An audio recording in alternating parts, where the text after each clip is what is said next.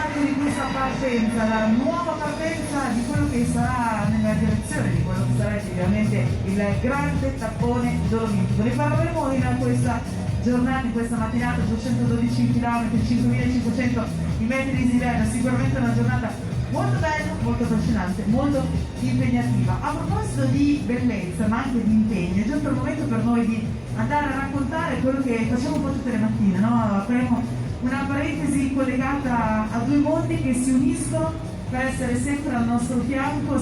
Io li chiamo sempre gli angeli custodi, perché ci sono, non li vediamo, ma nel momento del bisogno sono sempre in prima linea. Da tanti anni parliamo quindi di Autostrade per l'Italia e di polizia stradale.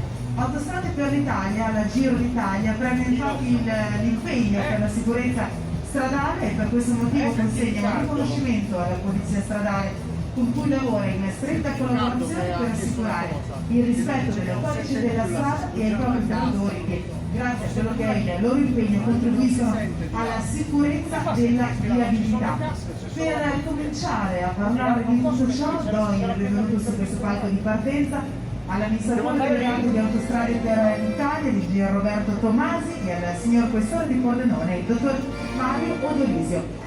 Buongiorno e benvenuti a voi, spero di guadagnare il centro del nostro palco e cominciamo quelle che sono le nostre premiazioni. Alla partenza quindi di questa tappa, Autostrade per l'Italia va a consegnare dei riconoscimenti importanti. Andiamo quindi a citare e chiamare sul palco i protagonisti di questo momento: il direttore del nono tronco di Udine, Luca Della Longa, il sovrintendente Mirko Cappellaro e l'assistente capo coordinatore Davide Ciotti. Buongiorno e benvenuti.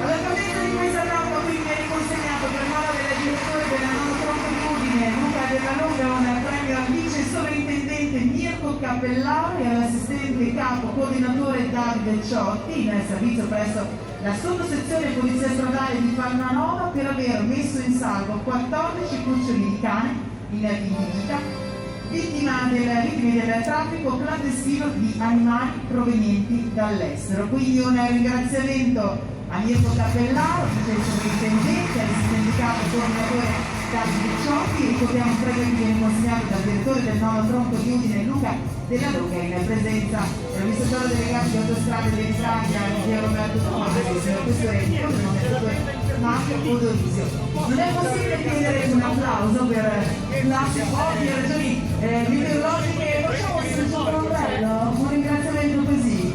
Questo è il nostro ringraziamento a voi che siete veramente i nostri angeli custodi. Chiedo quindi a Roberto Tomasi e a Mario Odolisio di rimanere con noi, invece vado a salutare il direttore del nono tronco di Udine, Luca Della Longa, il sovrintendente Mirko Cappellaro, l'assistente capo coordinatore Davide Ciotti. Abbiamo ora un altro momento, un altro